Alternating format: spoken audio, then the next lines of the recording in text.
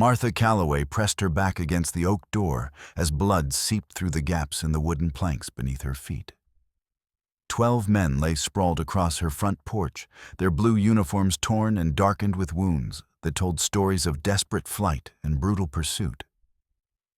The youngest couldn't be more than 17, his face pale as creek sand, breathing in short gasps that fogged the cold mountain air.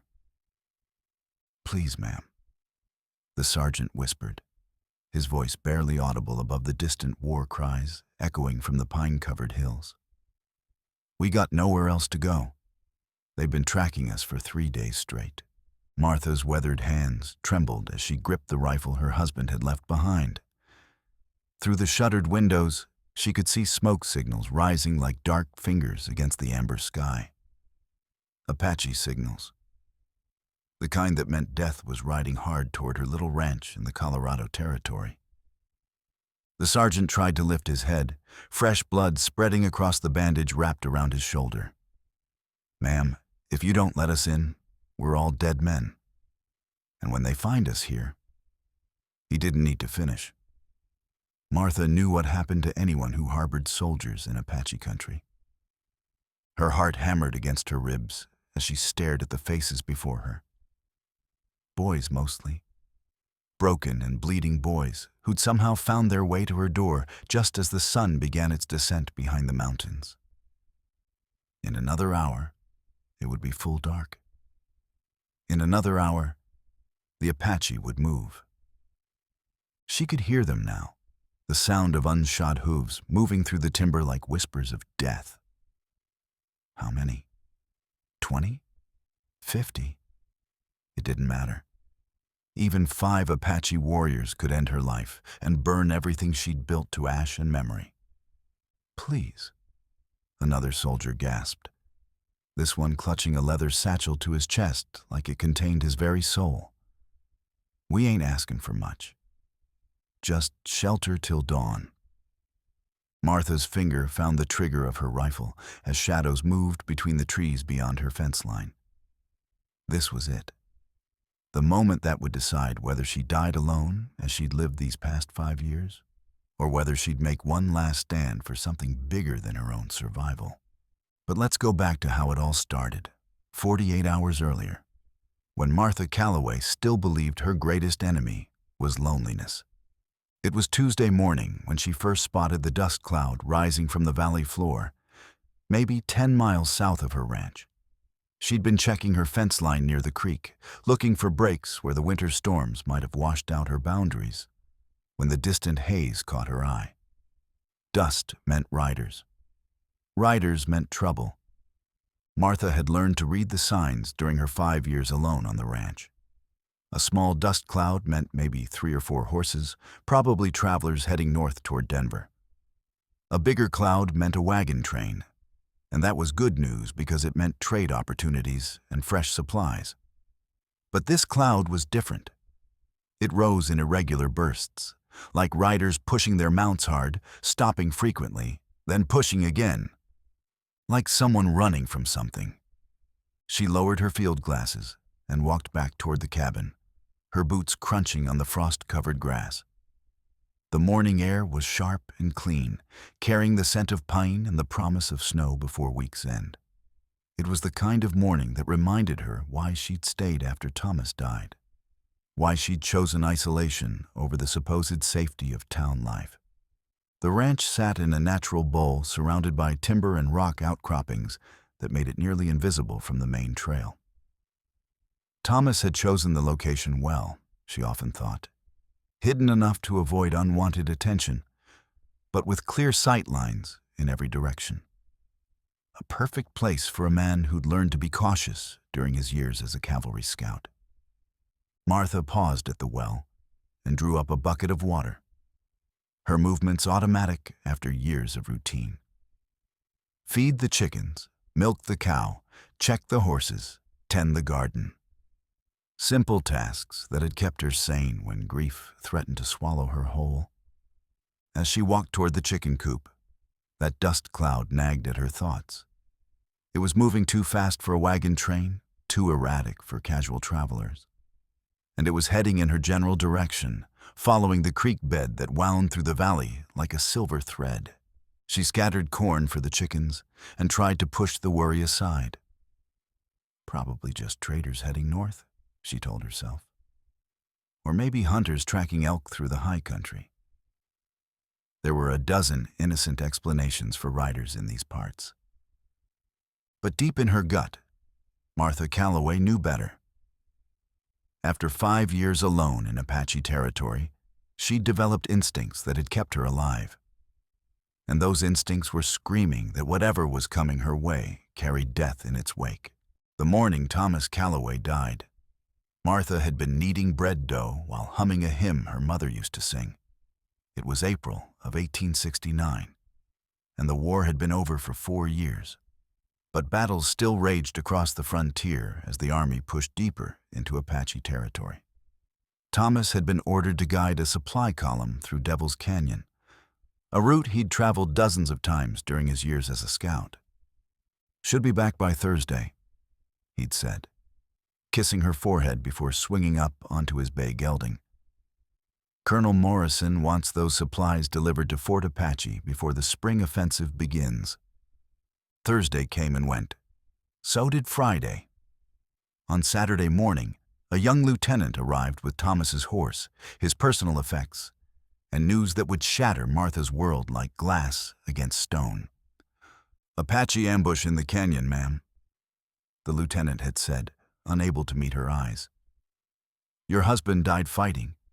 Saved most of the column, but—" He'd trailed off, offering her the leather pouch containing Thomas's wedding ring, his father's pocket watch, and the silver cross he'd carried through 3 years of war. The lieutenant had urged her to return east, to family in Ohio who could care for her. "This ain't no place for a woman alone, ma'am. Territory's getting more dangerous every month." But Martha had refused. This ranch was the only home she'd ever truly known. Thomas had built it with his own hands, clearing the timber, stacking the stones for the foundation, raising every beam and board with dreams of the family they'd raised together. Walking away would mean abandoning those dreams entirely. So she stayed. Through the long nights when coyotes howled in the darkness and every shadow might hide an Apache warrior. Through the brutal winter when snow drifted against her windows and she burned furniture to keep from freezing. Through the spring when her vegetable garden failed and she lived on jerky and wild onions for weeks.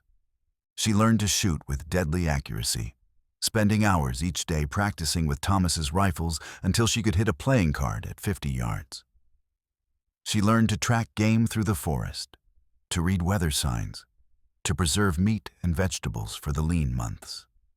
Most importantly, she learned to trust no one completely and to sleep with one ear always listening for trouble. The nearest neighbors lived 20 miles east, and Martha saw them perhaps 3 times a year when they passed through heading to or from Denver. Occasionally, traders would stop to water their horses and offer news from the outside world. The Transcontinental Railroad was moving west, they said. Towns were sprouting up along its path like wildflowers after rain. The Apache wars were winding down, according to some reports, though others claimed Chief Cochise was gathering warriors for one final push against the white settlements. Martha filed away these bits of information, but kept her own counsel. The ranch provided everything she needed: fresh water from the creek, timber for fuel and repairs, game in the forests, and rich soil for her garden. She raised chickens for eggs and meat, kept a milk cow, and tended a small herd of horses that Thomas had started before his death. The isolation suited her in ways she hadn't expected. After the chaos and uncertainty of the war years, the predictable rhythms of ranch life brought a peace she'd never known. Sunrise chores, midday repairs and improvements, evening tasks, then sleep under stars that seemed close enough to touch. No unexpected visitors, no urgent messages, no decisions that might send good men to their deaths. But loneliness was a living thing that grew stronger with each passing season. She caught herself talking to the animals, carrying on full conversations with her mare or the milk cow. Sometimes she'd stand on her front porch in the evening and shout just to hear her voice echo back from the canyon walls. Other times, she'd find herself setting 2 plates for dinner before remembering she was alone. The worst moments came during storms, when thunder crashed like artillery and lightning lit up the cabin windows. On those nights, she'd lie awake remembering how Thomas would hold her close and tell stories about his childhood in Missouri, his voice a steady anchor against the chaos outside. Now the storms brought only the sound of her own breathing and the knowledge that if something happened to her, weeks might pass before anyone noticed her absence. She'd grown harder during these 5 years, leaner and more watchful. Her hands, once soft and pale, now bore the calluses of constant work. Her brown hair had developed streaks of premature gray, and lines had appeared around her green eyes from squinting into the sun. She'd learned to walk quietly, to observe everything, to trust her instincts above all else. Those instincts had kept her alive through encounters with bear, mountain lion, and the occasional Apache scout passing through her valley. She developed an understanding with the wildlife, an accommodation that let her share the mountains without constant conflict. Even the Apaches seemed to regard her as part of the landscape now, a harmless widow who posed no threat to their movements. But as Martha stood in her cabin doorway Tuesday evening, watching that dust cloud grow larger and more distinct, she knew her years of peaceful isolation were about to end. Through her field glasses, she could now make out individual riders, their blue uniforms unmistakable even at distance. Soldiers, running hard from something that scared them more than the prospect of pushing their horses to death in the high country. Behind them, perhaps a mile back, another dust cloud followed. Smaller, but moving with the steady persistence of hunters who knew their prey was weakening. Martha lowered the glasses and stepped back into her cabin, her mind already calculating supplies, escape routes, and defensive positions. Whatever was coming her way would arrive by tomorrow night. And after 5 years of solitude, Martha Calloway was about to discover whether she'd grown strong enough to survive what the frontier was about to demand of her. The soldiers arrived just as Martha finished her evening chores, their horses stumbling with exhaustion as they emerged from the timberline like ghosts materializing from the gathering dusk. She watched from her cabin window as they approached, counting 12 men in tattered blue uniforms. Some slumped forward in their saddles, others barely clinging to their mounts. The man in front, a grizzled sergeant with silver threading his dark beard, raised one hand in a gesture of peace as they drew near her fence.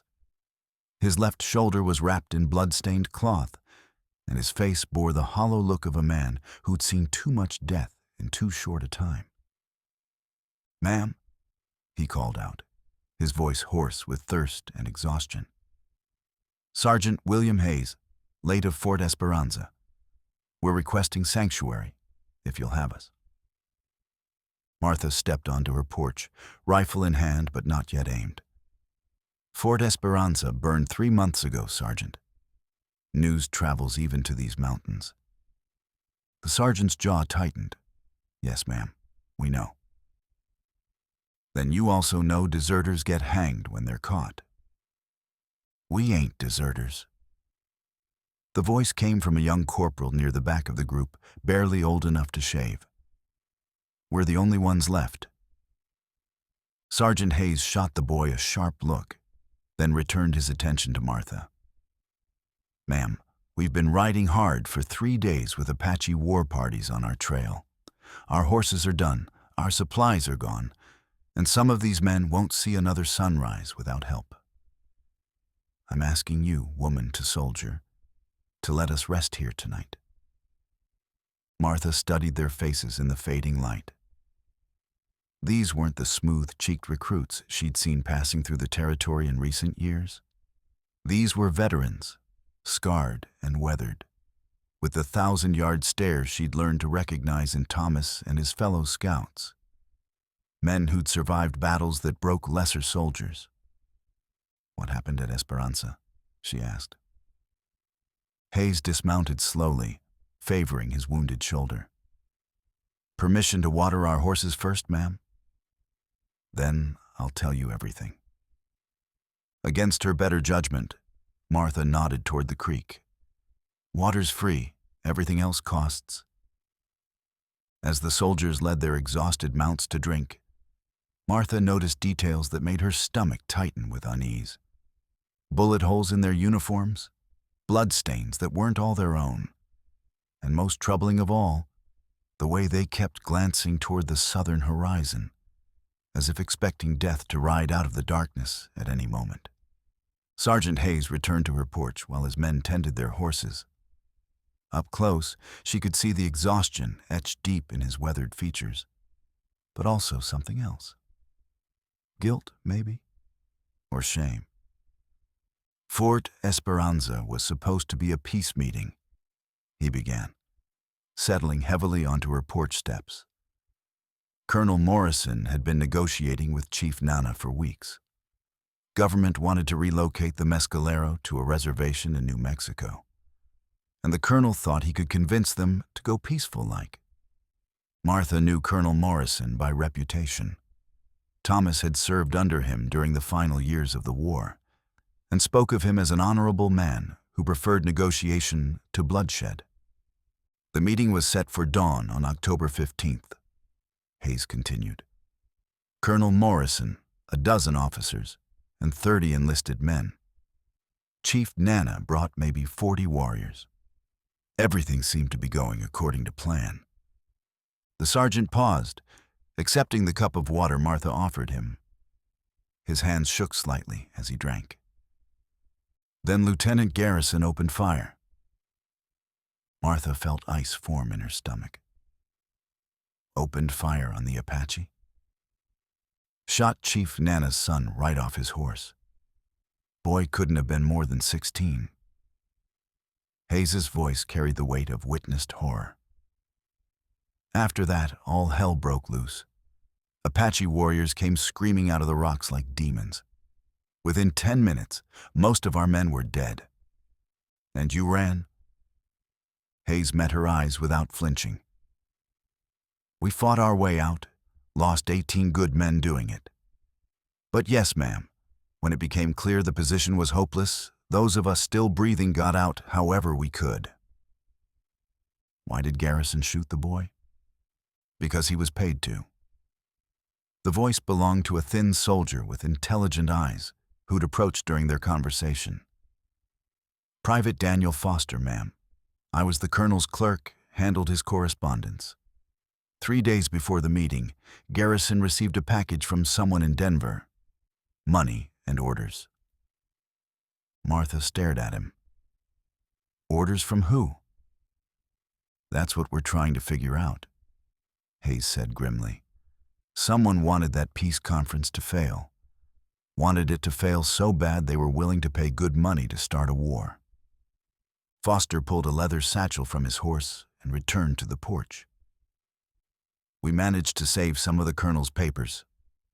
There's evidence in here that goes all the way to Washington. Names, dates, bank drafts. Someone's been planning this for months." The implications hit Martha like a physical blow. If powerful men in the territorial government wanted war with the Apache, they wouldn't stop with one failed peace conference.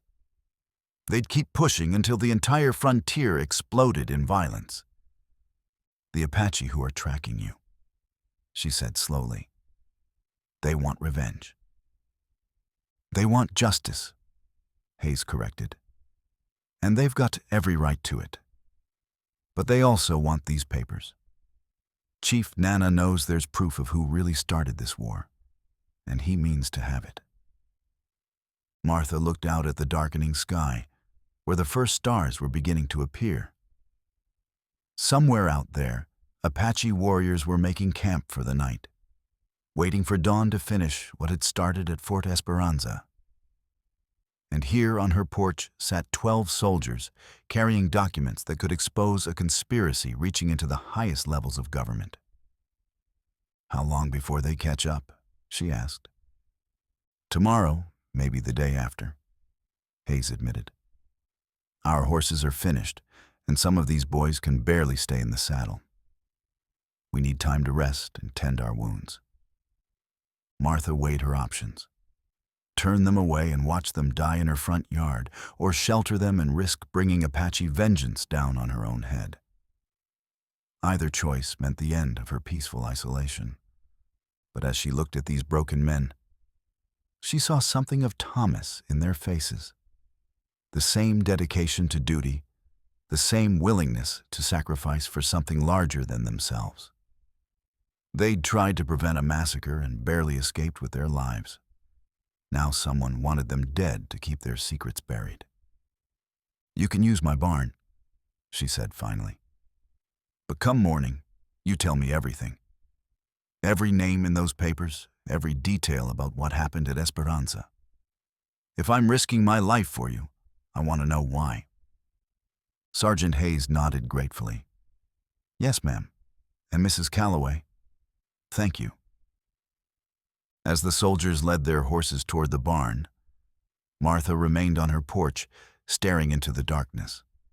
5 years of solitude were about to end, and she had the sinking feeling that before this was over, she'd discover truths about her husband's death that would change everything she thought she knew about honor, duty, and the price of peace on the frontier.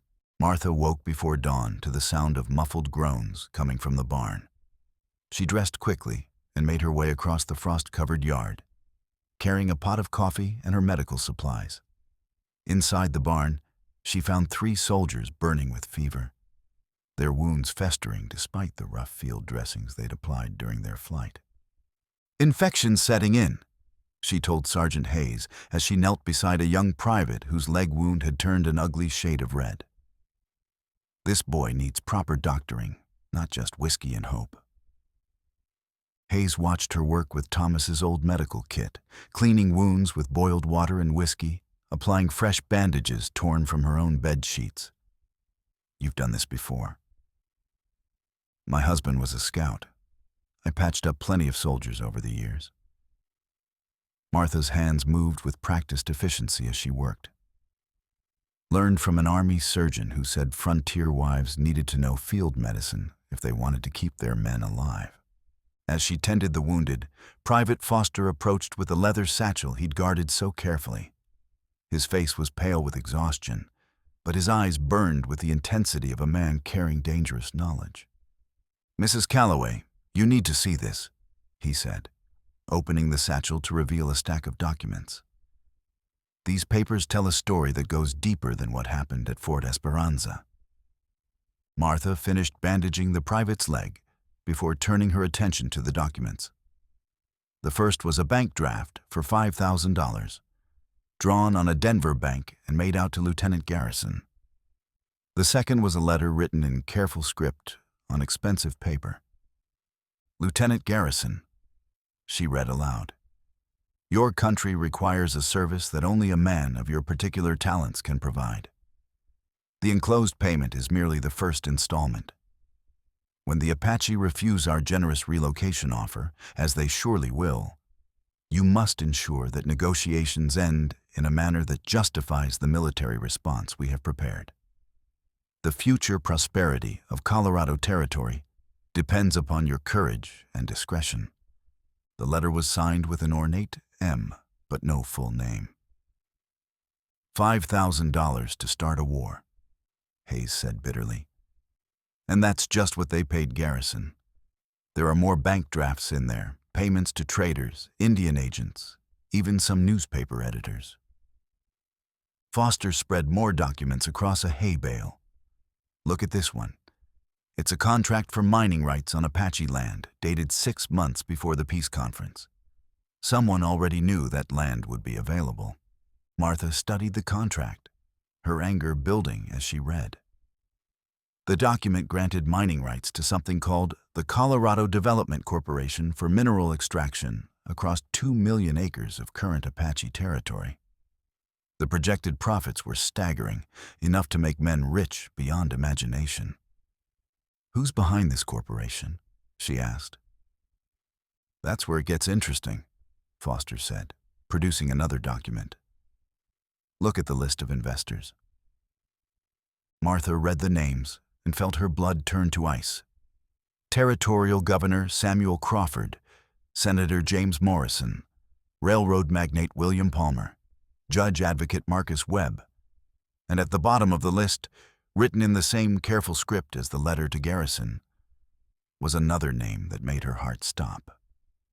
Thomas Calloway, scout and surveyor, Fort Union, New Mexico Territory. The paper slipped from her numb fingers.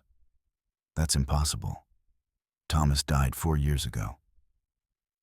"Ma'am," Hayes said gently, "according to these records, your husband surveyed that Apache land in 1868.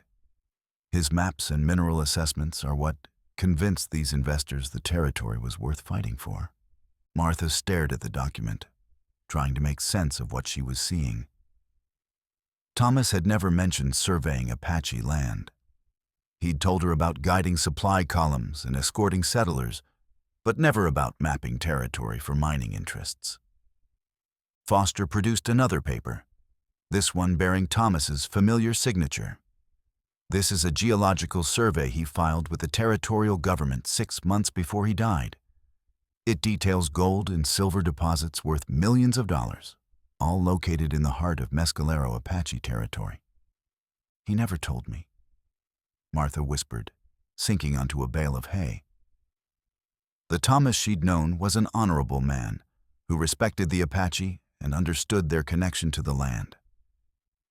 How could he have been part of a scheme to steal their homeland? Maybe he didn't know how the information would be used, Hayes suggested. Scouts get ordered to survey land all the time. Could be he filed his report and never knew what came of it. But even as Hayes spoke the words, Martha remembered things that now took on new meaning. The expensive pocket watch Thomas had bought shortly before his death, claiming he'd won it in a poker game. The gold coins he'd hidden in a coffee tin. Money, he'd said, came from selling horses. The way he'd sometimes grown quiet when she asked about his work, changing the subject, or finding urgent chores that needed attention. "There's more," Foster said reluctantly. He handed her a final document, this one bearing the seal of the War Department. "This is a copy of the orders that sent your husband to guide that supply column through Devil's Canyon, the same column where he died." Martha read the orders with growing horror. The supply run had been planned specifically to take Thomas through Apache territory at a time when tensions were high. The route through Devil's Canyon was known to be dangerous, avoided by experienced scouts whenever possible. "They killed him," she said, her voice barely above a whisper. "They used his survey to plan their mining scheme, then sent him into an ambush to keep him quiet." Hayes nodded grimly. "That's what we think. Thomas Calloway was an honest man who might have objected to having his work used to justify a war. So they eliminated him before he could cause problems." The barn fell silent except for the labored breathing of the wounded soldiers. Martha felt the foundations of her world shifting beneath her feet. For 5 years, she'd mourned Thomas as a hero who died serving his country. Now she learned he'd been murdered by the very people he'd trusted, his death orchestrated by men who saw war as a path to profit. "What do you intend to do with these documents?" she asked finally. "Get them to someone who can expose the truth," Foster replied. "There's a reporter in Denver who's been investigating territorial corruption. If we can reach him with this evidence, the whole conspiracy will unravel." "And if the Apache catch you first?" Hayes met her eyes. "Then we die knowing we tried to set things right. These papers are proof that good men died for other men's greed. That has to count for something." As if summoned by his words, a low whistle echoed from the direction of the creek. One of Hayes's men was on watch, and that signal meant riders approaching. Martha felt her stomach clench as she realized their time had run out. Through the barn door, she could see dust rising from the valley floor. Not the chaotic cloud of yesterday, but the steady, purposeful advance of warriors who knew exactly where their quarry had gone to ground. "How many?" Hayes asked, checking his rifle. Martha climbed into the barn loft and peered through a gap in the boards. 20, maybe 25. They're taking their time, spreading out to surround the ranch. Below her, the soldiers prepared for what might be their final battle. But Martha's mind was racing with possibilities. These Apache warriors weren't mindless savages bent on revenge. They were fighting men who understood the difference between justice and murder. And if Private Foster was right, they wanted these documents as much as anyone. Perhaps there was another way to end this that didn't require more bloodshed. Perhaps the truth about Fort Esperanza could serve justice better than bullets. But first, she needed to survive the next few hours and decide whether 12 wounded soldiers were worth risking everything she'd built in 5 years of solitude.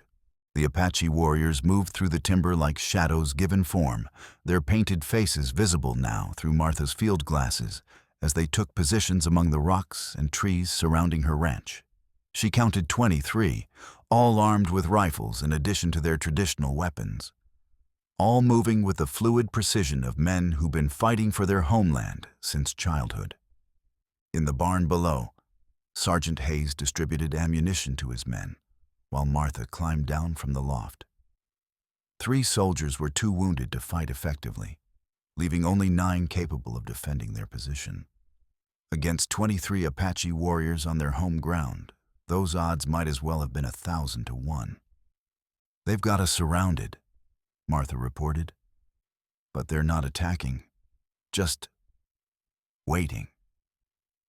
Hayes checked his pocket watch. "It's past noon. They'll want to parley first. Apache don't like to fight when they don't have to, especially against odds this lopsided." As if summoned by his words, a voice called out from the tree line.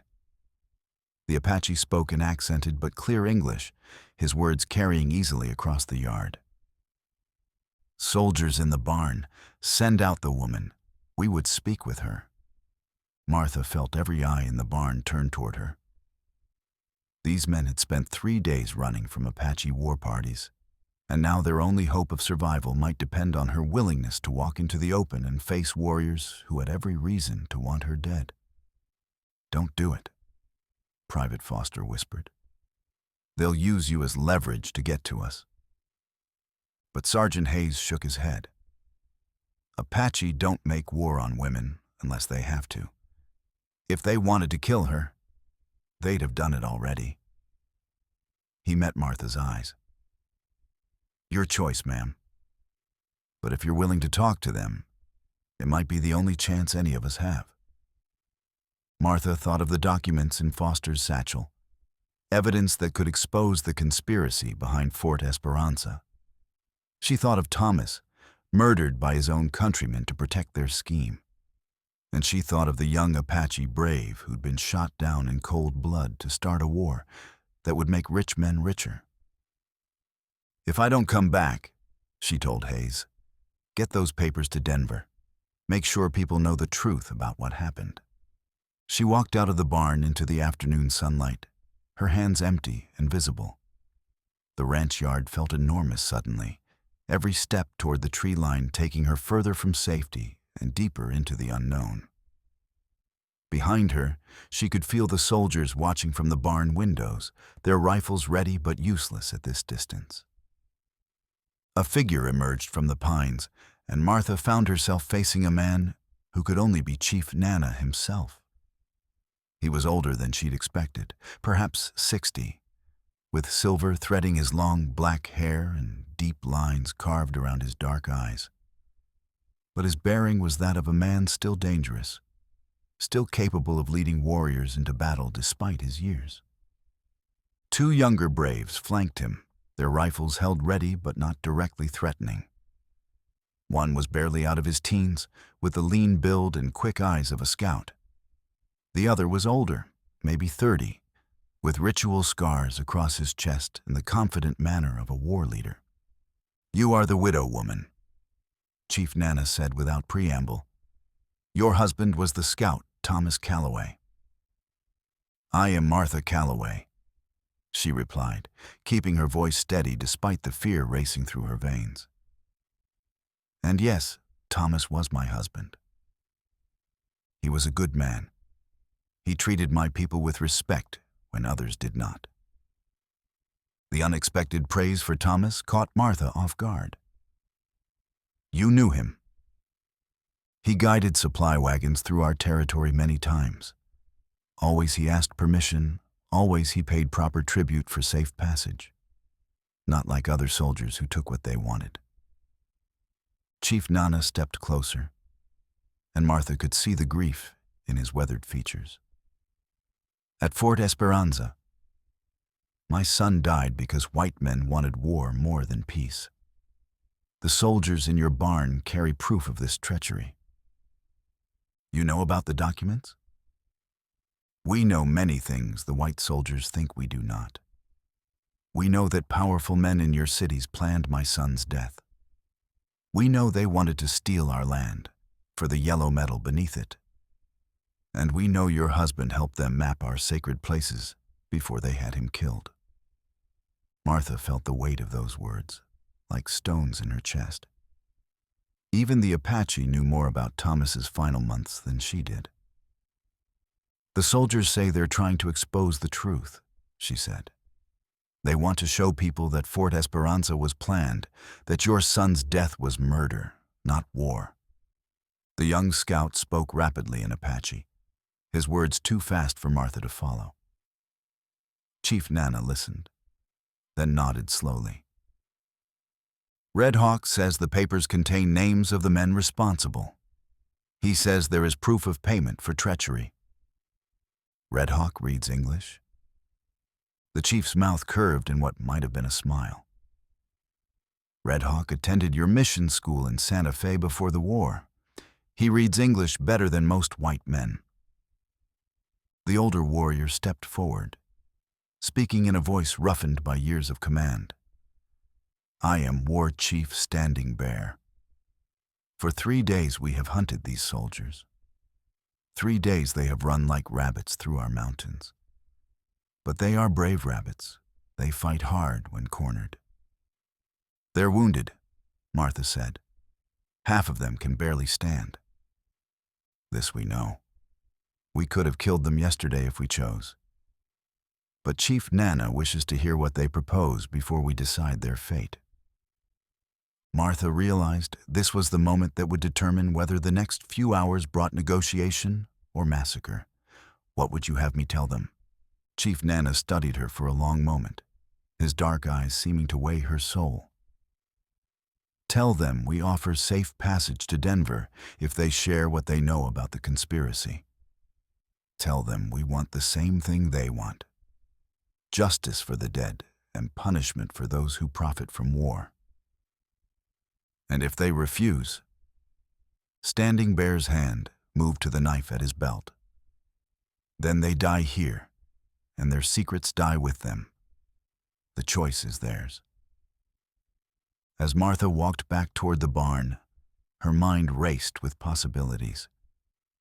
The Apache wanted the same thing the soldiers wanted: evidence that would expose the conspiracy behind Fort Esperanza. If both sides could agree to work together instead of killing each other, there might be a chance to see justice done. But first, she had to convince 12 desperate soldiers to trust their lives to the very warriors they'd been running from for 3 days. Behind her, Chief Nana called out one final message: "Tell them they have until sunset to decide. After that, we make our own choice about how this ends." Martha reached the barn as the afternoon shadows began to lengthen, knowing that the next few hours would determine not only whether these men lived or died, but whether the truth about Thomas's murder would ever see the light of day. In the distance, storm clouds were building over the mountains, promising rain before nightfall. Martha took it as an omen, though whether for good or ill, she couldn't say. Inside the barn, Sergeant Hayes listened to Martha's report with the grim attention of a man calculating his chances of seeing another sunrise. The wounded soldiers propped themselves against hay bales, their faces pale but determined, while the able-bodied men checked their weapons and counted ammunition. "Work with the Apache," Private Foster said, shaking his head. "3 days ago, they were trying to kill us." "3 days ago, we didn't know the whole truth," Hayes replied. He turned to Martha. "You believe this Chief Nana can be trusted?" Martha thought of the grief she'd seen in the old chief's eyes when he spoke of his murdered son. "I believe he wants justice more than revenge. But that doesn't mean his warriors feel the same way." Through the barn door, they could see Apache fighters moving among the trees, positioning themselves for whatever came next. The sun was already past its peak, casting longer shadows across the ranch yard. In a few hours, their deadline would arrive. "There's something else," Martha said reluctantly. "Chief Nana knew Thomas, said he was an honorable man who always showed respect for Apache territory." Hayes studied her face. "But you're thinking about those mining surveys?" "I'm thinking my husband might not have been the innocent victim I believed him to be." Martha pulled out Thomas's survey documents, spreading them across a feed sack. "Look at these maps. They're incredibly detailed, showing not just mineral deposits, but water sources, defensible positions, sacred sites. This isn't the work of a man just following orders." Foster leaned over the documents, his clerk's eye catching details the others missed. "These surveys were done over months, maybe a full year. Your husband spent a lot of time in Apache territory." "Time enough to learn their language, their customs, their trust," Martha said bitterly. "Time enough to betray everything they showed him. Or time enough to realize what his work was being used for," Hayes suggested. "Maybe that's why they had him killed. Maybe Thomas Calloway figured out he was helping plan a war and tried to stop it." The possibility hit Martha like a physical blow. What if Thomas hadn't been a willing conspirator but a victim who discovered the truth too late? What if his final mission through Devil's Canyon had been intended not just to silence him, but to punish him for threatening to expose the conspiracy? A commotion outside interrupted her thoughts. Through the barn door, she could see several Apache warriors dragging something from the tree line. As they came closer, Martha realized it was a man, his blue cavalry uniform torn and blood-stained, his hands bound behind his back. "Jesus," one of the soldiers whispered. "That's Lieutenant Garrison." The man who'd started the massacre at Fort Esperanza was barely recognizable. His face was swollen from beatings, his left arm hung at an unnatural angle, and his eyes held the hollow look of a man who'd been broken by days of captivity and interrogation. Chief Nana appeared at the barn door, pushing Garrison ahead of him like a sack of grain. "This one has been telling us interesting stories about Fort Esperanza. Perhaps you would like to hear what he has to say." Garrison stumbled into the barn and collapsed against a support beam. When he looked up, his eyes found Martha's face and widened with something that might have been recognition. "Mrs. Calloway," he gasped. Thomas tried to warn me, tried to tell me it was all wrong." Martha knelt beside him, her heart pounding. "What are you talking about?" "The survey," Garrison wheezed. "Your husband came to me 2 weeks before he died. Said he'd figured out what the mining company was planning. Said they were going to use his maps to justify a war." "And what did you tell him?" Garrison's laugh was bitter and broken. "I told him to keep his mouth shut and collect his money like the rest of us. I was already in too deep to back out. He looked up at Chief Nana. But Thomas wasn't like that. He said he was going to report everything to the War Department, expose the whole conspiracy. So they killed him, Martha said, the pieces finally falling into place. Sent him on a mission they knew was suicide. Devil's Canyon was crawling with war parties that week, and everybody knew it. But the orders came from high up, couldn't be questioned. Chief Nana stepped forward, his weathered face hard with controlled anger. And you? What was your price for murdering my son? Garrison tried to straighten up, some remnant of military bearing asserting itself despite his broken condition. $10,000, enough to buy a ranch in California and forget I was ever a soldier. He looked around the barn at the faces staring down at him. But the money's no good to a dead man, is it? The Apache have been questioning him for 2 days. Chief Nana explained. He has told us about the mining company, about the payments, about the men in Denver who planned everything. But there are still names we do not know, connections we cannot prove. Foster pulled out his satchel of documents. We have bank records, correspondence, mining contracts, everything needed to expose the conspiracy. Everything except proof that connects the conspiracy to Thomas's murder, Martha said quietly. Without that, they'll just claim he was a willing participant who got greedy. Garrison coughed, specks of blood staining his lips. There's proof. Thomas kept copies of everything, letters, meeting notes, bank drafts. He was building a case against the whole operation. Where? Martha demanded. Hidden at your ranch. He told me he'd found the perfect hiding place, somewhere even you wouldn't think to look. Garrison's voice was fading, his strength nearly gone. Said, if anything happened to him, the truth would still come out. Martha felt her world shift again. For 5 years, she'd been living on a ranch where evidence of a massive conspiracy lay hidden somewhere within reach. Evidence that could clear Thomas's name and expose the men who'd orchestrated his murder. But finding that evidence would have to wait. Through the barn door, she could see the sun sinking toward the western peaks. In less than 2 hours, Chief Nana's deadline would arrive, and they'd all have to choose between cooperation and death. Chief Nana, she said, turning to face the Apache leader, if we can find proof that my husband was trying to stop the conspiracy, proof that he was murdered for threatening to expose the truth, would that change anything? The old chief considered her words carefully. If Thomas Calloway died trying to prevent war rather than profit from it, then he died with honor.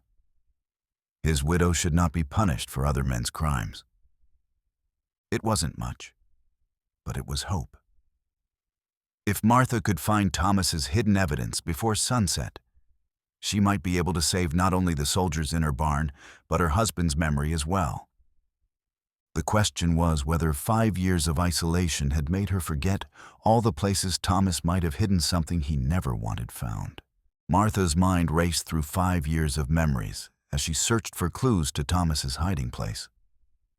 She'd cleaned every corner of their cabin, repaired every loose board, tended every inch of the ranch. Where could he have hidden documents that she wouldn't discover during years of solitary living? The well, she said suddenly. Thomas rebuilt the stone lining 6 months before he died. Said the old mortar was cracking and he wanted to make sure we'd always have clean water. She grabbed a lantern and rope from the barn wall. Sergeant Hayes, I need 2 of your men to help me. Chief Nana, your deadline stands, but if we find what we're looking for, it changes everything.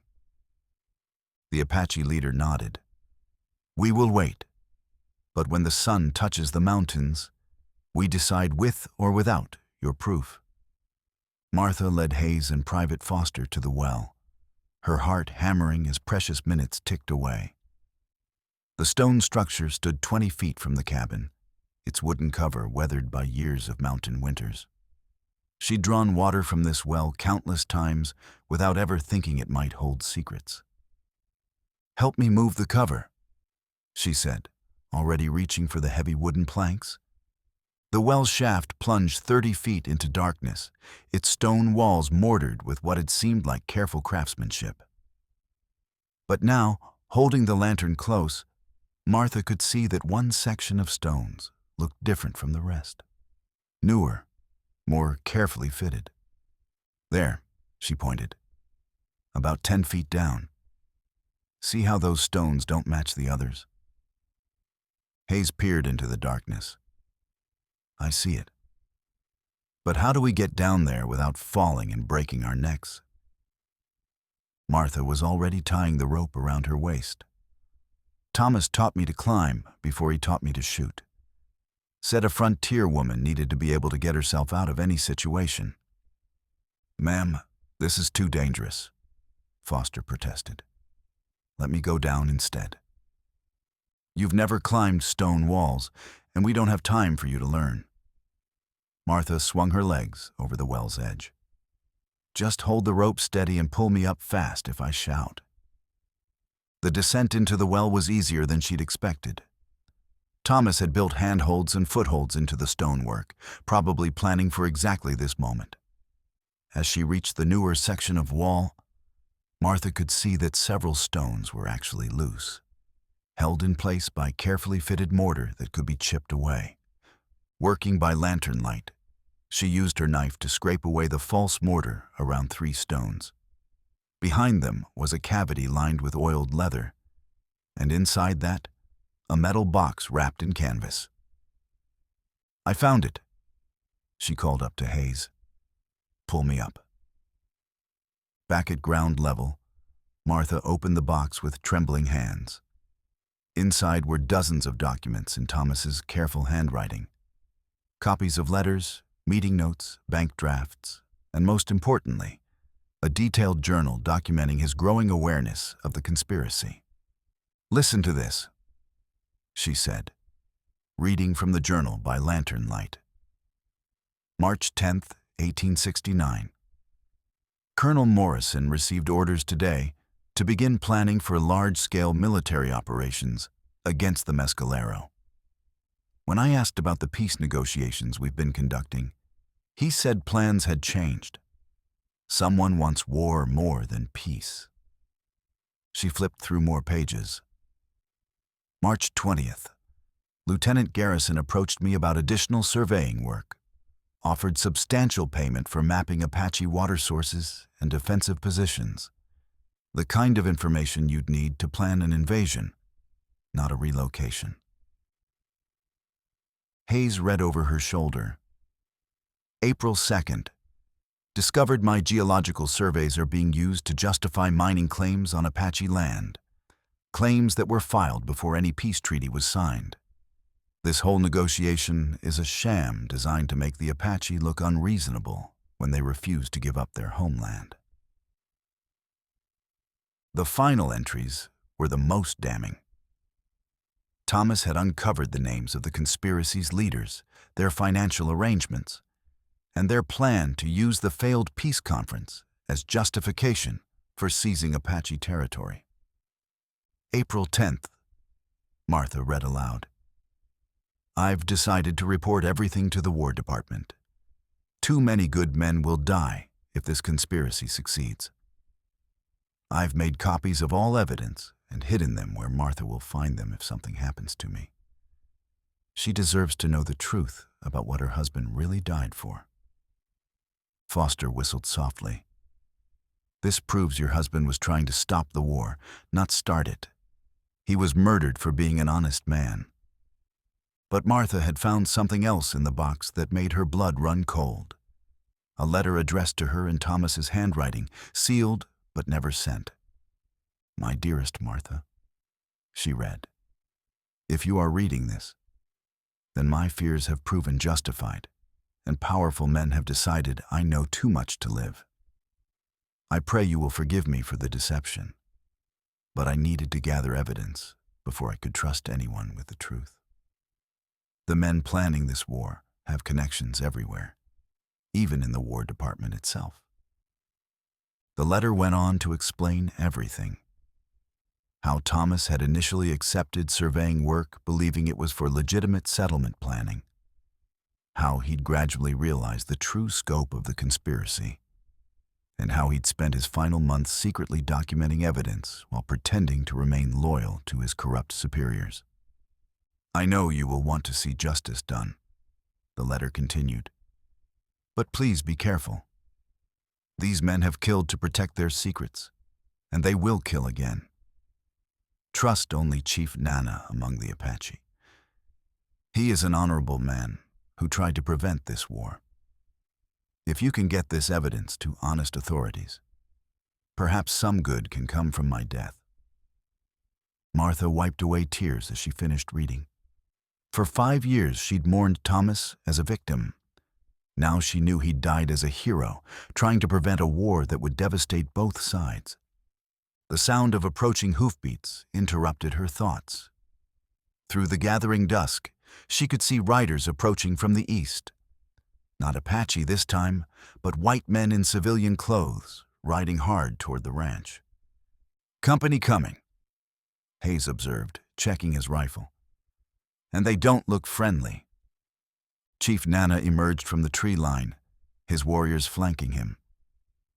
These are the men who paid for treachery, he said grimly. They come to clean up loose ends. Martha counted 8 riders, all armed, all pushing their horses to cover the final distance before full darkness fell. At their head rode a familiar figure, Judge Advocate Marcus Webb, one of the names from the mining company documents. They know about the papers, she realized. Garrison must have told them everything before the Apache captured him. The riders were close enough now that Martha could see their faces in the fading light. Hard men with the look of hired killers rather than legitimate lawmen. Men who'd been sent to make sure no evidence of the conspiracy ever reached Denver. Chief Nana, Martha called out. Those men killed my husband and started a war for profit. Will you help us stop them? The old chief's weathered face was grim as granite. War Chief Standing Bear, position your warriors. Tonight we fight beside the soldiers instead of against them. As the riders thundered into the ranch yard with guns drawn, Martha realized the deadline had passed without anyone noticing. The sun had touched the mountain peaks while they were reading Thomas's journal. But instead of bringing death, it had brought an unlikely alliance. Now the real battle was about to begin. The first shots came before the riders fully dismounted, orange muzzle flashes splitting the twilight as Judge Advocate Webb's men opened fire on the barn. Martha dove behind the well as bullets whined overhead, clutching Thomas's evidence box against her chest like a shield. Take cover, Sergeant Hayes shouted from the barn doorway, returning fire with his Spencer rifle. They mean to kill every last one of us. The ranch yard erupted into chaos as Apache warriors rose from concealment among the rocks and trees, their war cries echoing off the canyon walls. Standing Bear's voice cut through the din, barking orders in rapid Apache as his fighters moved to surround Webb's hired killers. One of the riders, a lean man with a pockmarked face, spurred his horse toward Martha's position at the well. She could see the pistol in his hand, see the cold determination in his eyes as he bore down on her. This was no random violence, but calculated murder, designed to eliminate the woman who now held proof of conspiracy and treason. Martha rolled aside as the rider's horse thundered past, hooves striking sparks from the stone well cover. The man wheeled his mount for another pass, raising his pistol, but a rifle cracked from the tree line and he toppled from his saddle with a grunt of pain. Stay down, Mrs. Calloway, Chief Nana called from somewhere in the darkness. We will handle these murderers. The battle raged for 20 minutes that felt like hours. Webb's men were outnumbered but well armed. their repeating rifles giving them firepower that matched the combined forces of soldiers and Apache warriors. They'd taken positions behind their horses and an overturned wagon, turning the ranch yard into a killing ground that neither side could cross safely. Martha crawled toward the cabin, desperate to reach shelter. But a voice stopped her cold. Mrs. Martha Calloway. Judge Advocate Webb stepped out of the shadows near her front porch, his uniform immaculate despite the battle raging around him. I believe you have something that belongs to me. She clutched the evidence box tighter. This belonged to my husband. The husband you had murdered. Webb's smile was cold as winter wind. Thomas Calloway was an idealistic fool who couldn't understand the necessities of progress. This territory needs development, Mrs. Calloway. It needs industry and civilization, not a handful of savages squatting on millions of dollars worth of mineral wealth. It needed peace. Thomas was trying to give you that. Peace. Webb spat the word like poison. Peace with savages who refused to acknowledge the manifest destiny of the American people. Your husband's conscience was an obstacle to prosperity, ma'am. We simply removed it. Martha saw movement behind Webb and realized Private Foster was creeping along the cabin wall, using the shadows to get closer. If she could keep Webb talking for another minute. The mining claims were filed before any peace treaty was signed, she said. You planned this war from the beginning. Of course we did. Did you think we'd leave our future prosperity to the whims of Apache chiefs and bleeding heart cavalry officers? Webb raised his pistol. Now give me that box, or join your husband in whatever afterlife awaits traitors to American progress. Foster struck like a snake, his arm locking around Webb's throat while his other hand grabbed for the pistol. The two men struggled in the darkness, grunting and cursing as they fought for control of the weapon.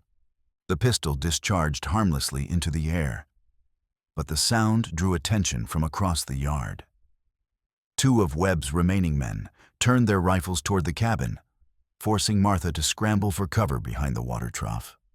A new sound joined the battle, the thunder of unshod hooves as more Apache warriors poured down from the high country. Chief Nana had called in reinforcements, and now Webb's men found themselves facing 40 warriors instead of 20. Fall back, Webb shouted, breaking free from Foster's grip. Get to the horses. But there was nowhere to retreat. Apache fighters had cut off every escape route, and Sergeant Hayes' soldiers were advancing from the barn with methodical discipline. Webb's hired killers were caught in a crossfire with no cover and dwindling ammunition. The end came quickly after that. 3 of Webb's men threw down their weapons and raised their hands.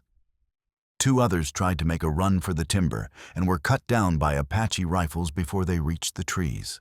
The last man, cornered near the barn, put his pistol to his own head rather than face capture. Webb himself stood alone in the center of the yard, his uniform torn and bloody, his pistol empty. Around him, Apache warriors and American soldiers formed a circle, their weapons trained on the man who'd orchestrated years of deception and death. You have no authority here, Webb said, trying to maintain his dignity even in defeat. I am a federal judge advocate, and these men are under my jurisdiction. Chief Nana stepped forward, his weathered face impassive. You have no authority over the dead white man, and you will answer for my son's murder according to Apache law. The boy was killed in battle, legitimate military action. The boy was murdered by men you paid to start a war. Martha stood up from behind the water trough, Thomas's evidence box still clutched in her hands. We have proof of everything. The bank drafts, the mining contracts, the orders that sent my husband to his death. For the first time, Webb's composure cracked. Those documents are forgeries, the testimony of criminals and savages. Sergeant Hayes approached, his rifle barrel inches from Webb's chest.